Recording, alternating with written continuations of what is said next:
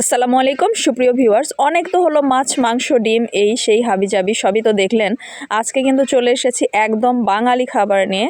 পাটাই বাটা ভর্তা হবে আজকের রেসিপিতে। দেখুন, আমি প্রথমে ভর্তাগুলো ভেজে নেওয়ার জন্য পেঁয়াজ রসুন এবং কাঁচামরিচ দিয়ে দিলাম তেলের মধ্যে। তার সাথে দিচ্ছি পরিমাণ মতো লবণ এবং হলুদ। দেখুন, এইখানে আমি এখন নাড়াচাড়া করছি এবং এই নাড়াচাড়ার মাঝখানে দিয়ে দিব এই টাকি মাছগুলো। এই ভর্তাগুলো কিন্তু নর্মালি টাকি মাছ দিয়ে খেতেই ভালো লাগে। শুধু মাছের ভর্তা কিন্তু হবে না আজকে। দেখুন, এই মাছের সাথে আমি আরও কি এর সাথে অ্যাড করে দিই। এখানে আছে সজনে পাতা এবং তেলাকুচা পাতা, তার সাথে সামান্য কিছু আলু। আপনারা এভাবে কে এইভাবে ভর্তা করে খেয়েছেন আমি জানি না, কিন্তু গ্রাম বাংলার অনেকেই কিন্তু এই ভর্তাটা ট্রাই করেছে। যারা যারা গ্রামে থাকে তারা এই ভর্তার সাথে হয়তো বা পরিচিত। আমাদের গ্রামে কিন্তু এরকম করে সবাই ভর্তা করে খায়। আপনারা কখনো খেয়েছেন কিনা আমি জানি না। যদি কখনো খেতে মন চায় ট্রাই করে দেখবেন।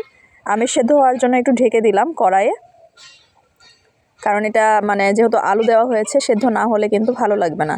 প্রায় কিন্তু আমার ভাজা হয়ে গেছে ভর্তা। এখন এটা তুলে নিয়ে পাটায় যেয়ে বাটতে হবে সুন্দর করে। পাটায় বাটা ভর্তা কিন্তু অনেক মজা খেতে। দেখুন, লেগে লেগে যাচ্ছে আমার ভর্তার ইয়েগুলো ভাজা শেষ। এখন শুধুমাত্র পাটায় নিয়ে বাটতে হবে। দেখুন, এত সুন্দর একটা লুক এসেছে। চলুন তাহলে যাই, এখন আপনাদের দেখায় যে পাটায় বেটে কিভাবে ভর্তা করে খাওয়া হয়। আপনারা যারা যারা দেখেননি তাদের জন্য এই ভিডিও, আর যারা দেখেছেন তাদের কাছে এটা একটা কমন ব্যাপার। দেখুন, একদম পাটায় ঘরোয়াভাবে ভর্তাটি হয়ে গেল। কেমন লেগেছে জানাবেন আশা করি।